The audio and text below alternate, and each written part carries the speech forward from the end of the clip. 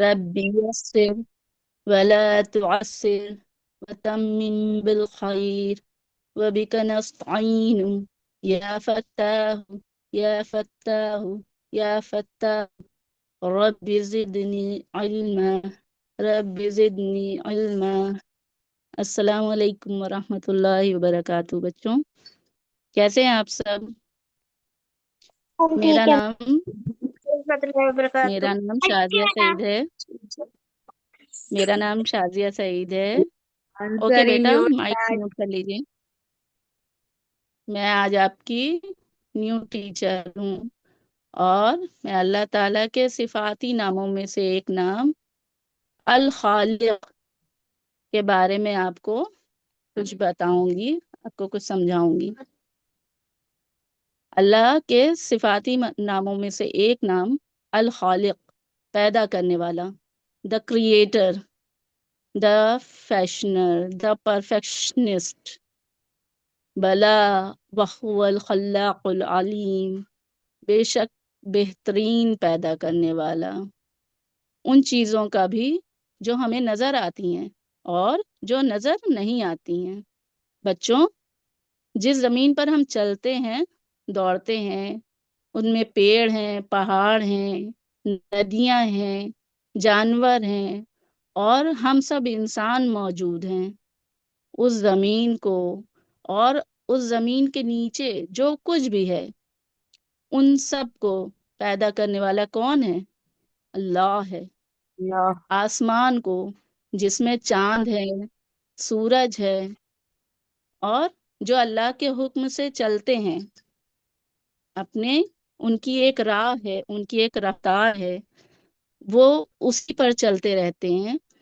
हकीकत ये है कि सब अल्लाह के हुक्म से चल रहे हैं और हर छोटी बड़ी चीज चलती फिरती हो या रुकी हुई हो, सॉलिड हो या लिक्विड या गैस फॉर्म में हो, जो भी हो, वो कमजोर हो या ताकतवर हो, हर चीज को अल्लाह ताला ने ही पैदा किया है। क्यों बच्चों? सबको अल्लाह ताला ने पैदा किया है ना। उसी ने जन्नत बनाई है, उसी ने दोज़ख बनाई, जिन और फरिश्तों को भी उसी ने बनाया है और जिंदगी को आने वाला भी वही है और मौत देने वाला भी वही है। अल्लज़ी खलक़ल मौत वल हयात। और अल्लाह ताला इस चीज पर भी कादिर है कि जब मौत के बाद हमको फिर से वो जिंदा करेगा, हमको फिर से उसके पास लौट कर जाना है। और यह कौन कर सकता है? ये सिर्फ अल्लाह ताला ही है जो कर सकता है। और किसी में इतनी ताकत है, इतनी कुव्वत है, इतनी हिम्मत है कि कोई पैदा कर सके? क्यों बच्चों? नहीं नहीं कर मैम। सकता ना। किसी इंसान के पास किसी इंसान के पास इतनी ताकत नहीं है कि वो किसी चीज को बना सके। तो बच्चों, क्या आपने कभी अपने आप पर गौर किया है, खुद को देखा है कि अल्लाह ताला ने हमको कितना अच्छा बनाया है, कितना ये यूनिक बनाया है, परफेक्ट बनाया है। जैसे हजरत आदम अलैहिस्सलाम को अल्लाह ताला ने मिट्टी से बनाया। इसलिए देखिए, हर इंसान की शक्ल सूरत अलग होती है। कोई गोरा होता है, कोई काला होता है, कोई लंबा होता है, कोई छोटा होता है। और हमारे फिंगरप्रिंट्स भी तो अलग अलग होते हैं ना। हमारे फिंगरप्रिंट्स एक दूसरे से अलग अलग होते हैं, कोई भी पर्सन टू पर्सन वैरी करते हैं। किसी भी दो इंसानों के फिंगरप्रिंट्स एक जैसे नहीं होते। और हम लोग की आईज अलग होती हैं, आंखें अलग अलग होती हैं, आइरिस अलग होती हैं। और हर ऑर्गन हमारा हमारा जो सारे ऑर्गन्स हैं, वो सब साथ में मिल करके ही एक पूरा क्रिएचर हमको बनाते हैं। अल्लाह ताला हमको इतना अल्लाह ताला ने हमको यूनिक बनाया है। हमारा दिल।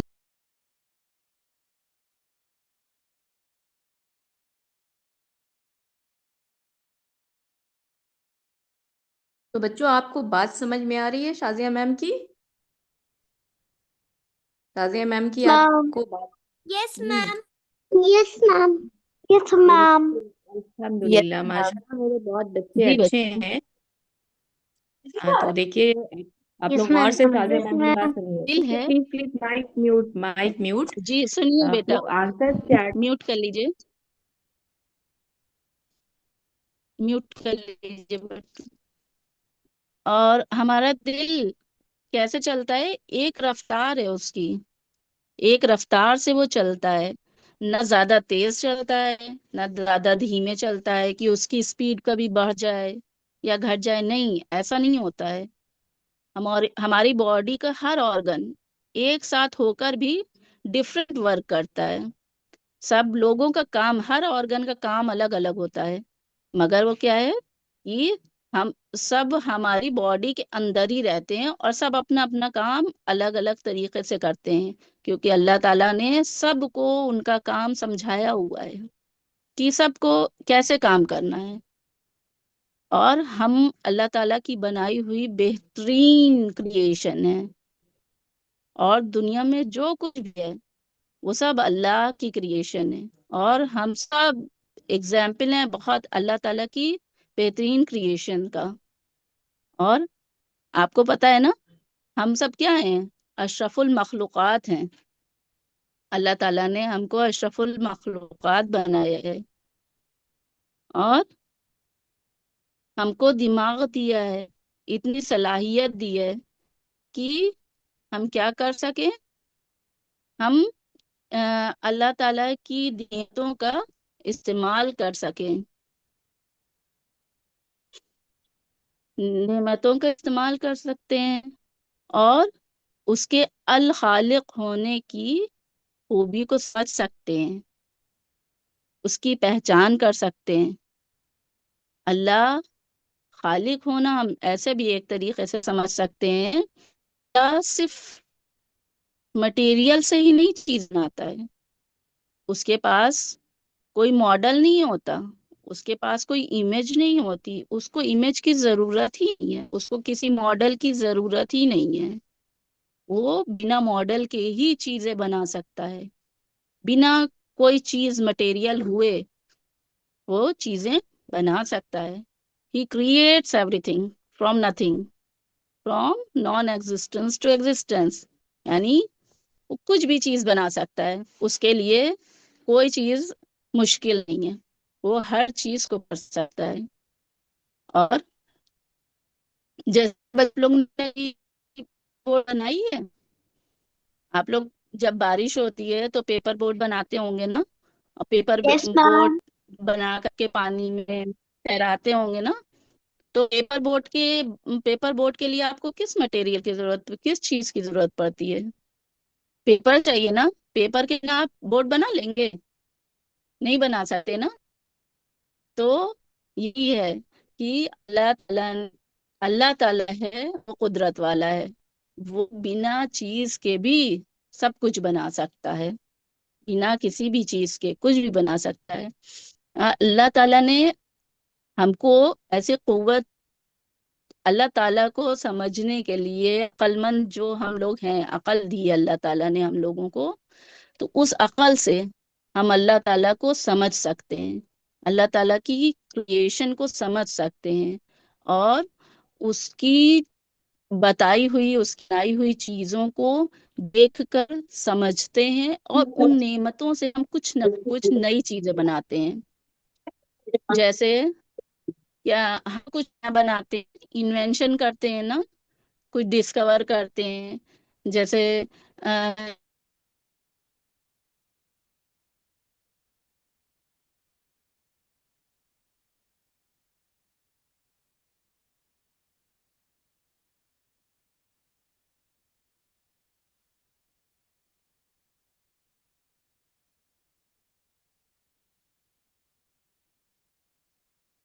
तो बच्चों, आप लोग समझ गए होंगे कि अल खालिक क्या है। अल खालिक मतलब the best creator, the creator, the maker. Okay बच्चों, तो अल्लाह पाक का इस सिफाती नेम का मीनिंग है कि हु क्रिएट्स अस, यानी कि किसने बनाया, कौन बनाने वाला है। बिल्कुल, अनाया का आंसर बिल्कुल राइट है, अल्लाह इज द क्रिएटर। तो बच्चों आपको यहाँ से बात ये समझ में आई कि अल्लाह ही बेस्ट क्रिएटर है, पैदा करने वाला है, बिल्कुल बेशक हर चीज का बनाने वाला और उसके परफेक्शन के फॉर्म में बनाने वाला सिर्फ अल्लाह ताला है। ठीक है बच्चों, आप सारे बच्चों को ये बात मेरी समझ में आई? क्योंकि देखिए आपकी मैम शाजिया ने बहुत एक्सप्लेन करके आपको बताया है। ठीक है। सॉरी बच्चों, थोड़ा सा नेटवर्क इशू हो गया था। कोई बात नहीं, मैम आपकी ज्वाइन हो गई।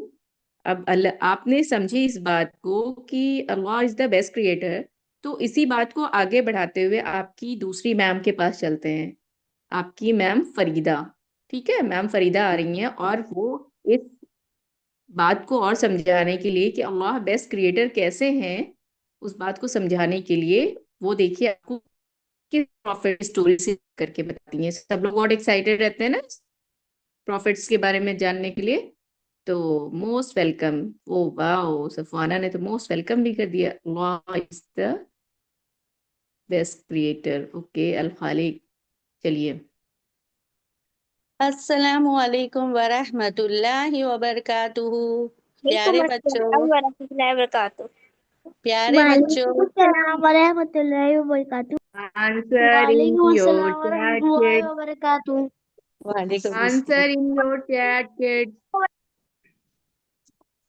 प्यारे वालेकुम बच्चों, अस्सलाम।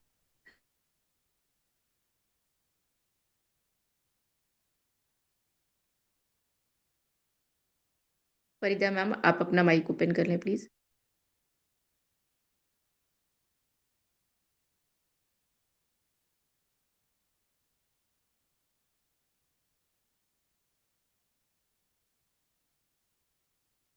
Farida ma'am please open your mic.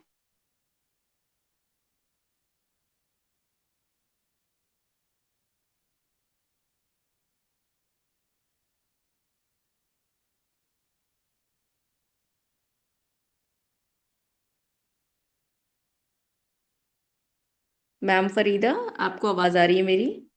Please open your mic. आपका माइक म्यूट है, आपकी आवाज नहीं आ रही है क्लास में।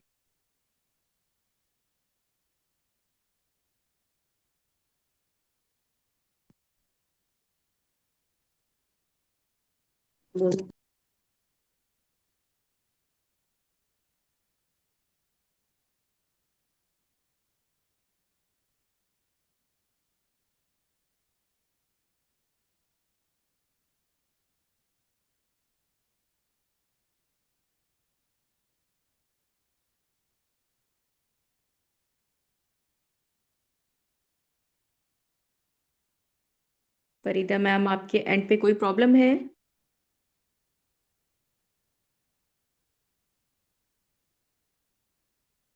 तो देखिए बच्चों, आपकी मैम के शायद नेटवर्क में कुछ इशू हुआ है। ओके ओके, मैम आ गई हैं शायद। अस्सलामु अलैकुम वरहमतुल्लाहि वबरकातुहू। प्यारे बच्चों, हम और आप आज कुछ इंटरेस्टिंग और इंफॉर्मेटिव कॉन्सेप्ट सीखेंगे। अल्लाह कौन है? अल्लाह सुभान ताला वन एंड ओनली, जिसका कोई पार्टनर नहीं है, जिसकी इबादत की जाती है, सुप्रीम है, यूनिक है, क्रिएटर है। अल्लाह सुभान ताला की सिफात में अल खालिक है, द बेस्ट क्रिएटर। कुछ नहीं से सब कुछ बना सकता है कि नहीं बच्चों? बच्चों, क्या आप लोगों को पता है अल्लाह ताला ने 6 दिन में दुनिया बनाई, जमीन बनाई, आसमान बनाया, चांद, सूरज, स्टार्स, प्लैनेट्स, गैलेक्सीज, सब कुछ अल्लाह ने 6 डेज में बना दिया। सिर्फ अल्लाह सुबह ताला ने कुन कहा, हो जा, तो सब कुछ रेडी हो गया। उसके लिए कुछ करना कोई मुश्किल बात नहीं है। सूरह हश्र में अल्लाह ताला फरमाता है, हुवल्लाहु अल खालिकुल बारिउल मुसव्विरुल लहुल अस्माउल हुस्ना युसब्बिहु लहू मा फिस समावाति वल अर्द व हुवल अजीजुल हकीम। इसका मतलब है ही इज अल्लाह, वो अल्लाह है, द क्रिएटर, जिसने सब कुछ बनाया, द फैशनर, द इन्वेंटर, कुछ नया बनाया, और उसी के सब अच्छे नाम है। जो कुछ जमीन में है, आसमान में है, सब उसी का है। वो बड़ा हिकमत वाला है। अल्लाह ताला ने अपनी हम्द सना करने के लिए फरिश्ते बनाए, इंसान बनाए, जिन और शैतान भी बनाए। तो हमें अल्लाह ताला की हम्द सना करनी है, तारीफ करनी है, अल्लाह की इबादत करनी है। बच्चों, अल्लाह द ब्यूटीफुल क्रिएटर है और अपनी ये क्वालिटी उसने अपने बंदों में भी डाली है। बच्चों, आपको तो पता होगा first human being on earth कौन है? आदम अलैहिस्सलाम। अल्लाह सुब्हान ताला ने आदम अलैहिस्सलाम को सब कुछ सिखाया। एग्रीकल्चर करना सिखाया, चीजों के नाम बताए, काउंटिंग करना सिखाया, सही क्या है गलत क्या है बताया, हराम और हलाल सब कुछ का इल्म अल्लाह ताला ने आदम अलैहिस्सलाम को दिया। आदम अलैहिस्सलाम ने ये इल्म, ये एजुकेशन अपने बच्चों को दी। लेकिन आदम अलैहिस्सलाम के दुनिया से जाने के बाद लोग दीन इस्लाम को भुला बैठे। मतलब वो लोग सब कुछ भूल गए जो कुछ आदम अलैहिस्सलाम ने उन्हें बताया था। जैसे बच्चों, आप लोग दुआ याद करते हैं और अगर उसको पढ़ते नहीं होंगे, प्रैक्टिस नहीं करते होंगे, उसको लागू नहीं करते होंगे, तो सब कुछ भूल जाएंगे आप भी। ठीक उसी तरह वो लोग भी दीन को भूल गए। अब अल्लाह सुब्हान ताला ने हजरत नूह अलैहिस्सलाम को नबी बनाया। वो बहुत ही नेक और अल्लाह के प्यारे नबी थे। वो अपने लोगों को तालीम देते, कहते कि अल्लाह ही की इबादत करनी चाहिए। अल्लाह जो हमारा खालिक है और मालिक है, अल्लाह जो बादशाहों का बादशाह है, मतलब किंग ऑफ द किंग्स। अल्लाह की टीचिंग क्या है? अल्लाह का हुक्म मानना, सच बोलना, बुराई से बचना, बड़ों की इज्जत करना, आपस में मिलजुल कर रहना, ये सब अल्लाह की टीचिंग है। लेकिन नूह अलैहिस्सलाम की लोगों ने सब कुछ छोड़ दिए थे। नूह अलैहिस्सलाम की कौम जो है बहुत जिद्दी थी, कुछ बात मानती नहीं थी। वो अल्लाह को नहीं मानते थे और बुरी बातें करते थे। हजरत नूह अलैहिस्सलाम ने उन्हें 900 ईयर्स से ज्यादा समझाने की कोशिश की। सोचो, 900 ईयर्स में भी वो लोग समझ नहीं पाए, वो लोग गफलत में ही रहे, उनको अच्छा बनना ही नहीं था। और बच्चों, नूह अलैहिस्सलाम की उम्र सोचो कितनी होगी? 1000 ईयर्स उनकी उम्र थी। उस जमाने के लोग जो है काफी लंबी उम्र पाते थे, हमारी तरह 50 और 60 ईयर्स के नहीं होते थे। और उनकी हाइट भी काफी लंबी होती थी।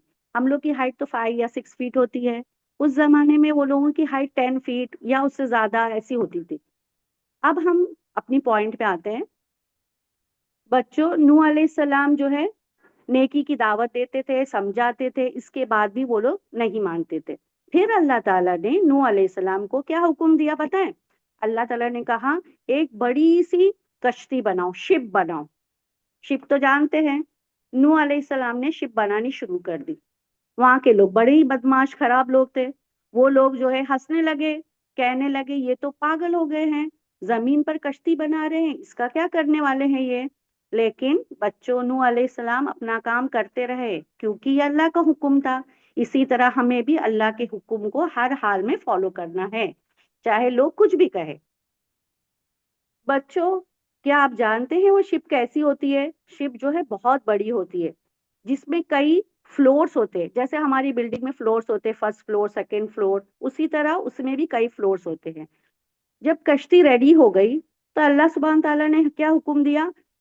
नूह अलैहिस्सलाम को कहा कि अपने ईमान वाले नेक बंदों को कश्ती में बैठाओ और हर जानवर, मतलब एनिमल्स, बर्ड्स, सबका एक एक जोड़ा मतलब मेल और फीमेल, उनको भी जमा करो और कश्ती में बैठाओ। फॉर एग्जाम्पल, जैसे लायन और लायनेस है, एलिफेंट है तो ही एलिफेंट, शी एलिफेंट है, रैबिट है, डियर है, स्वैन है, मतलब बर्ड्स में भी आ गए, पैरट है, स्पैरो है, स्नेक, टर्टल, रेप्टाइल्स में क्रोकोडाइल, ऐसे सब टाइप्स के एनिमल्स के एक एक पेयर जो है शिप में जमा करने का हुक्म हुआ। और अल्लाह के नबी जो है, उन्होंने अल्लाह के हुक्म से सारे जानवर को जमा किया। मतलब अल्लाह का उन्होंने कहा कि अल्लाह के हुक्म से जमा हो जाओ, तो सब लोग चुपचाप से आकर कश्ती में जमा हो गए। और खाना पीने का सामान भी कश्ती में जमा किया, क्योंकि उनको अल्लाह ताला का हुक्म था कि खाने पीने का सामान भी जमा करो। अभी जैसे आपको मैंने बताया कि शिप कैसी है, हर फ्लोर से उसके अंदर, तो उस फ्लोर्स में एक फ्लोर में जानवर को रखा गया, मतलब 4 पैर वाले एनिमल्स। कुछ सेकंड फ्लोर पे जो है बर्ड्स को रखा गया, जिसके 2 पैर है और 2 विंग्स है। और कुछ दूसरे और एक फ्लोर में जो है खाने पीने का सामान और इंसान को रखा गया। अब ये सवाल पैदा हुआ यहाँ पर कि शिप में तो लायन भी है, हम कैसे सेफ रहेंगे? वो तो लायन तो पता है हमला करता है और खा लेता है। अब हम कैसे, हम अब क्या करेंगे? लोग डरने भी लगे। तो अल्लाह ताला ने लायन को उस वक्त बुखार दे दिया, और वो लायन बेचारा चुपचाप से कोने में पड़ा रहा। ये जो लायन का जो बुखार जो है फर्स्ट टाइम दुनिया में आया था, इससे पहले बुखार जैसा कोई बीमारी नहीं होती थी पहले के लोगों को। अब जो है शिप में सारे लोग बैठ गए। उसके बाद जो बुरे लोग थे वो तो नहीं बैठे। अब जो है बारिश खूब जोर से होने लगी, तूफानी बारिश, बहुत ज्यादा हवा चलने लगी, बहुत ज्यादा बारिश होने लगी। आसमान से खूब पानी बरसने लगा, और जमीन से भी पानी निकलने लगा, मतलब उबल उबल कर जमीन से भी पानी आने लगा।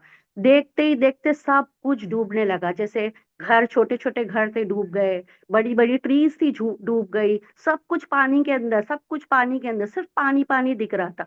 यहाँ तक के बड़े बड़े माउंटेन्स जो थे, पहाड़ जो थे, वो भी इस पानी में डूब गए। आप सोच सकते हैं, इमेजिन कर सकते हैं क्या एक ऐसा नजारा होगा? एक सिंगल शिप जो है वो पानी में फ्लोट हो रही है, और सब जगह पानी ही पानी, पानी ही पानी था, और कोई मतलब जमीन नजर ही नहीं आ रही थी। हजरत नूह अलैहिस्सलाम और उनके साथी कश्ती में अल्लाह की रहमत से महफूज रहे, मतलब वो लोग जो है अल्लाह ने उनको हिफाजत से बचा लिया, और सब बाकी सब कुछ डूब गया। अब सारी दुनिया में पानी, मतलब फ्लड हो गया, सब कुछ खत्म हो गया। अब अल्लाह ताला ने हजरत नूह अलैहिस्सलाम को आदम सानी, आदम सानी मतलब सेकंड, आदम सानी का टाइटल दिया, क्योंकि ये नई बिगनिंग थी मैनकाइंड की। मतलब सारे तो इंसानियत अब खत्म हो गई, जो शिप में थे वही थी, अब ये इंसानियत की नई शुरुआत थी, इसलिए हजरत नूह अलैहिस्सलाम को आदम सानी का खिताब दिया, मीन्स टाइटल दिया। जब बारिश रुक गई, पानी कम होना शुरू हुआ, तो जमीन से भी पानी बंद हो गया, आसमान से भी पानी बंद हुआ। लेकिन कुछ वक्त लगता है पानी को नीचे सेटल होने के लिए, जमीन दिखने, काफी वक्त तक जो है वक्त लगा वो पानी को सेटल होने के लिए, जमीन दिखाई देने के लिए। और फिर जब जमीन दिखने लगी, तो लोगों ने जैसे कश्ती से उतरकर अल्लाह ताला का शुक्र अदा किया। अब ये कश्ती कहाँ पर रुकी? कश्ती पहाड़ पर रुकी। वो पहाड़ का नाम है जूदी पहाड़। ये जूदी पहाड़ पर जाकर कश्ती रुकी, और जो है नेक लोगों को अल्लाह ताला ने बचा लिया। अब हम कहानी का सबक देखेंगे। हम इस कहानी से क्या सबक पाते हैं? अल्लाह की बात माननी चाहिए। जो लोग अल्लाह की बात मानते हैं वो लोग जो है कामयाब होते हैं। अल्लाह के नबी की बात और जो लोग सुनते हैं, मानते हैं, वो लोग सच्चे हैं, वो लोग बख्श दिए जाते हैं। और जो बुरे लोग होते हैं, जिद्दी होते हैं, वो हमेशा नुकसान उठाते हैं। और अल्लाह अपने नेक बंदों की हमेशा हिफाजत करता है, उनको बचाता है, हर तरह से उनकी हिफाजत करता है। और हर वक्त हमको हर हाल में अल्लाह ताला का शुक्र अदा करना है। अब ये लोग भी जो है सफर कर रहे थे, कई दिन तक पानी में थे, खाना था उनके पास, खाते पीते थे, उसके बावजूद जब वो नीचे उतरे तो अल्लाह का शुक्र अदा कर दिए। तो ये नेक बंदों की निशानी है, हमें हर हाल में अल्लाह का शुक्र अदा करना है। तो बच्चों, आज की आपकी ये प्रॉफेट नूह अलैहिस्सलाम की स्टोरी आपको कैसी लगी? आपको समझ में आई?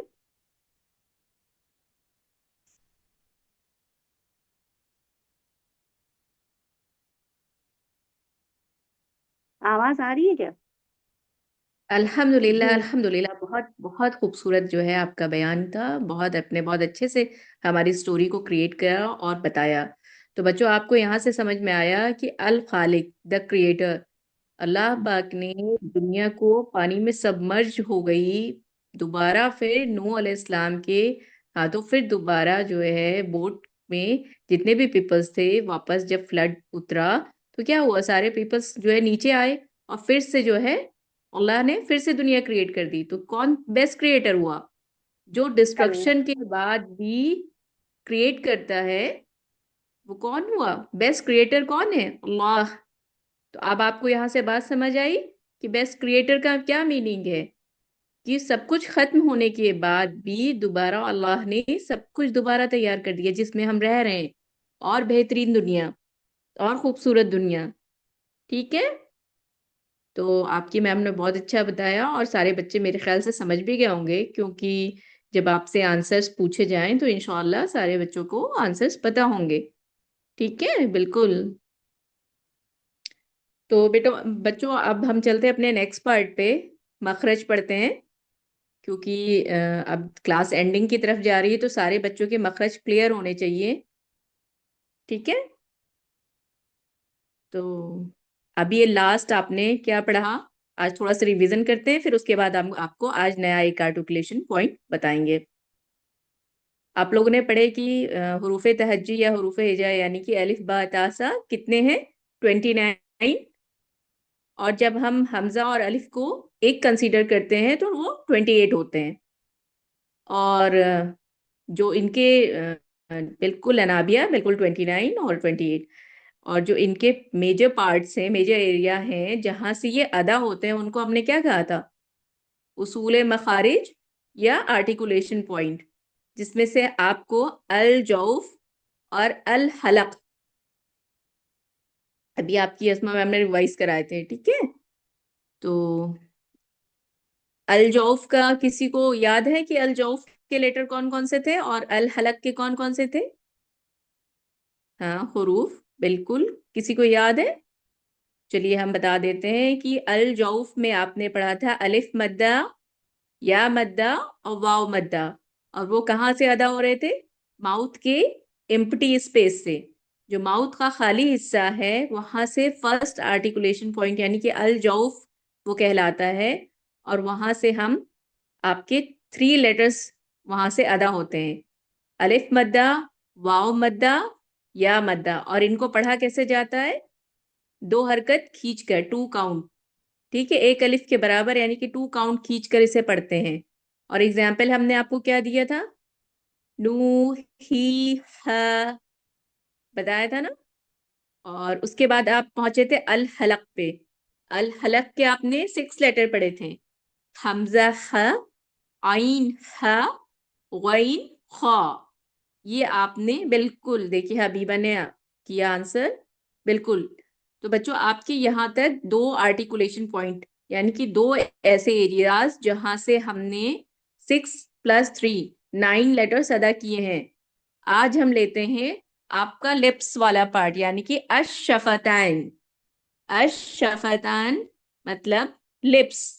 लिप्स से अदा होने वाले कौन कौन से हर्फ हैं, कौन कौन से हुरूफ ऐसे हैं जो जो लिप्स से अदा होते हैं। आपकी हिना मैम वैसे ये पढ़ा चुकी हैं, आज हम आपको रिवीजन इसलिए करा रहे हैं ताकि आप बच्चे भूले नहीं। इन पार्ट्स को भूलना बिल्कुल नहीं है कि आपको अपने लिप्स का यूज करते हुए कौन कौन से लेटर्स को निकालना है। बिल्कुल बच्चों, क्योंकि सही मखरज से अदा करने से ही तजवीद की पहली पहली जो शर्त होती है या पहली जो उसका मैंडेटरी पार्ट है, तजवीद का पहला मैंडेटरी पार्ट है कि आप हर लेटर को, उसके हर हर्फ को उसके मखरज के साथ अदा करें। ठीक है, तो आज हम लिप्स वाले पार्ट पे हैं। तो देखिए सबसे पहले 3 लेटर दिखा रहे हैं, बा, मीम, वाव। ये तीनों लेटर्स आपके लिप्स से, और लिप्स को कहते हैं शफतैन। ठीक है, अशफतैन लिप्स से अदा होते हैं, इसीलिए इन लेटर को अशफतैन से अदा होने वाले लेटर्स कहा गया है। तो देखिए लिप्स के पार्ट्स दिखा रहे हैं। सबसे पहले बा। ठीक है, बा कहाँ से अदा होगा? आपका दोनों लिप्स की जो वेट पार्ट होता है, अंदर की तरफ जो गीला हिस्सा होता है, वेट पार्ट, यानी कि उसको कहा जाता है लिप्स की तरी। वहां से जो है बा का मखरज अदा होता है। हाँ जायरा, अभी आपसे पढ़वाते हैं बेटा। पहले आप मेरी बात सारे बच्चे सुने और फिर मैं लास्ट में आप सबको चांस दूंगी कि आप लोग पढ़िए। तो लिप्स के जो इनर पार्ट होते हैं, जो हल्के वेट रहते हैं, वहां से बा अदा होता है। आप लोग बा अदा करिए, बा। अब बोलिए अब। तो देखिए लिप्स आपके अब बोलने पर कहाँ पर लग रहे हैं। सब लोग टच करके देखिए या अदा करके देखिए अब। तो आपको साफ पता चलेगा कि लिप्स का जो इनर पार्ट है वहां से आपका बा का मखरज अदा होता है। ठीक है, नेक्स्ट बढ़ते हैं हम मीम पे। जस्ट इसके अपोजिट, यानी कि जैसे बा आपका वेट पार्ट से अदा होता है, लिप्स का गीला हिस्सा तरी वाला हिस्सा होता है, उसी तरह जो ड्राई पार्ट यानी कि जो बाहर की तरफ है, आउटर पार्ट जो ड्राई रहता है, खुश्क हिस्सा, बिल्कुल ड्राई पार्ट, खुश्क हिस्सा, वहां से हम क्या अदा करते हैं? मीम। मीम, मीम अदा करिए। अम, अम, इम, उम। बिल्कुल, लिप्स का जो ड्राई पार्ट है बेटा, वहां से इनको कहा जाता है शफतैन, अशफतैन से अदा होने वाले हर्फ, बा, मीम। अब नेक्स्ट पे आते हैं हम, नीचे दिया हुआ है वाव। ठीक है, वाव दिया है। वाव के लिए हम लोग क्या करते हैं कि दोनों लिप्स को देखो गोल किया गया है, लेकिन आपस में वो जुड़े नहीं हैं। ऐसे अदा करते हैं कि दोनों होठ एक दूसरे के करीब होते हैं, लेकिन वो आपस में मिलेंगे नहीं, ज्वाइन नहीं होंगे। आपको पिक्चर से देखिए बिल्कुल समझ में आ रहा होगा। अब उसको अदा करिए, वाव। जैसे बोलते हैं ना, आप कोई भी चीज देखते हैं तो भी बोलते हैं ना वाव, तो उसमें आपके लिप्स मिलते नहीं है। उसी तरह से हमने लिप्स से कौन कौन से पढ़ लिए? बा, मीम, वाव। वाव में क्या है? लिप्स आपके मिलेंगे नहीं। अब एक ही और बचता है इसका, फा। ठीक है, फा को अदा करने का बेस्ट तरीका है कि जो आपके रैबिट वाले टीथ दिख रहे हैं ना, फ्रंट टीथ, इनको सनाए उलिया भी कहा जाता है। जो फ्रंट टीथ की एजेस होते हैं, सामने देखिए फ्रंट टीथ दिखा रहे हैं येलो सर्कल से, और उसका एज आपकी लोअर लिप की, जो लोअर लिप का इनर पोर्शन है, यानी कि जो तर पार्ट है, वहां पे जाके अदा लगता है। फा, फा, अफ, अफ अदा करिए तो आपको पता चलेगा, इफ, अफ, उफ। अब आपको बच्चों ध्यान रखना है हमेशा कि आपका लोअर लिप वहीं पर, आपके टीथ कहाँ पे आके लगने चाहिए? लोअर लिप पे आके लगने चाहिए, और इसमें मिस्टेक नहीं होनी चाहिए बच्चों आपकी। अगर जरा सा भी आपने उसको दबा दिया तो वो आपके सारे मखरज गलत हो जाएंगे, या वाव अदा करते में आपने लिप्स मिला दिए तो वो भी गलत हो जाएंगे। इसलिए इन सब बातों का ख्याल करते हुए आप लोगों को अपने सारे मखरज अदा करने हैं। ठीक है, हमारे सारे बच्चे इस बात का ख्याल करेंगे कि आपको कहाँ से उनको अदा करना है। तो अब सारे बच्चों में से किसको किसको समझ में आ रहा है, हमें बताया, चैट में आंसर करें कि सारे बच्चों को समझ में आया।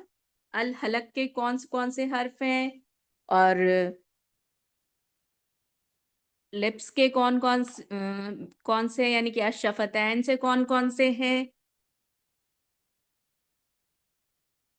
बिल्कुल, माशाल्लाह, सारे बच्चे हमारे बहुत इंटेलिजेंट हैं। अल जौफ के 3 लेटर्स हैं, अल हलक के 6 लेटर्स हैं, अशफतैन से हम लोगों ने 4 लेटर्स पढ़ लिए।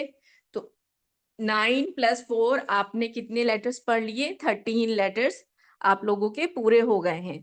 तो 13 लेटर्स को आपको बिल्कुल मखरज करते हुए प्रैक्टिस करनी है, और इसकी रिकॉर्डिंग भेजनी है। इसकी रिकॉर्डिंग जब आप भेजेंगे तो हमें पता चलेगा कि हमारे बच्चों ने इसको सही से पढ़ना सीख लिया है। तो सारे बच्चे हमें कल इसकी रिकॉर्डिंग भेजेंगे, जिससे हमें पता चलेगा कि कौन सा बच्चा सही पढ़ रहा है और कौन सा नहीं पढ़ रहा है। सब लोग समझ रहे हैं ना इस बात को? क्योंकि देखिए बेटा, जब कोई भी बिल्डिंग तैयार होती है ना, तो उसका बेस सबसे ज्यादा स्ट्रांग बनाया जाता है, और आपका तजवीद का जो सबसे स्ट्रांग पार्ट होना चाहिए, बेस होना चाहिए, वो मखरज है। अगर आप मखरज सही नहीं निकाल पाते हैं तो आपकी बिल्डिंग की नींव बिल्कुल, बेस आपका बिल्कुल कमजोर हो गया। तो आप ये समझिए कि आपको अगर कुरान सही से पढ़ना है तो आपका सबसे बेस्ट और स्ट्रॉन्ग पार्ट मखरज होना चाहिए। और वो कैसे आता है? वो प्रैक्टिस से आता है। अगर आप प्रैक्टिस नहीं करेंगे, मखरज की प्रैक्टिस नहीं करेंगे, उसे सही से निकालना नहीं सीखेंगे, तो बेटा आपकी बिल्डिंग स्ट्रांग नहीं बनेगी। यानी कि कुरान पढ़ने की तजवीद जो है स्ट्रांग नहीं होगी। बिल्कुल, इसकी प्रैक्टिस आपको हर हाल में रोज करनी है। हदीस आपको सुननी है, सुनना फॉलो करना है, लेकिन उन सब से बढ़कर क्या, आपको कुरान सबसे सही पढ़ना सीखना है ना। और कुरान पढ़ने में मिस्टेक होगी तो बाकी सारी चीजें कैसे एक्सेप्ट होंगी? फिर आपकी नमाज में आपकी सारी दुआएं गलत हो जाएंगी। जितनी आप सूरह पढ़ते हैं वो फिर सही से अदा नहीं कर पाएंगे, दुआएं सही से नहीं मांग पाएंगे। तो मेरी सारे यहाँ पे जितने किड्स हैं उनसे ये रिक्वेस्ट है कि आप चाहे अपने मौलाना साहब से पढ़ते हो, अपनी मम्मा से पढ़ते हो, या घर में कोई भी टीचर आपको पढ़ाता हो, तो आपको अपने मखरज पे बहुत बहुत ज़्यादा ध्यान देना है। और मखरज पे ध्यान देने के साथ साथ कल हमें रिकॉर्डिंग्स भेजिएगा, जिससे जिन बच्चों की गलतियां हैं उन बच्चों को सही करवाया जा सके।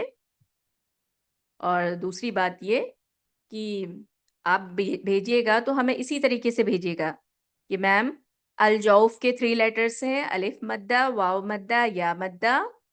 और अल हलक के 6 लेटर हैं, हमजा हा, आइन हा, गइन खा। ठीक है। और अशफतैन से भी हमने 4 लेटर्स पढ़े हैं, बा, मीम, वाव, फा। समझ गए सारे बच्चे इस बात को? बिल्कुल ओके। तो आ रहा, दिखते हैं कितने बच्चे हमारे, वैसे बच्चे हमारे सारे अच्छे हैं, होमवर्क सारे बच्चे भेजते हैं। तो अभी हम आपसे सुनते हैं, पहले दुआ करवा लें फिर आपसे सुनते हैं। औज़ुबिल्लाहिमिनश्शैतानिर्रजीम, बिस्मिल्लाहिर्रहमानिर्रहीम, सुब्हानल्लाहि व बिहम्दिही, सुब्हानकल्लाहुम्मा व बिहम्दिका, अशहदु अल्ला इलाहा इल्ला अंता, अस्तगफिरुका व अतूबु इलैक। अस्सलामु अलैकुम रहमतुल्लाहि व बरकातुहू।